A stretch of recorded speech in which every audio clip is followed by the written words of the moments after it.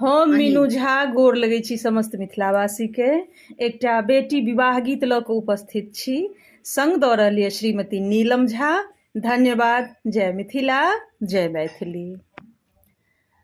बाबा के आंगना चनन घना गछिया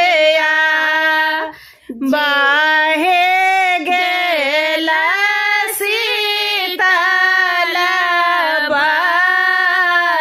बसात यो झेर झेर बहाए बसात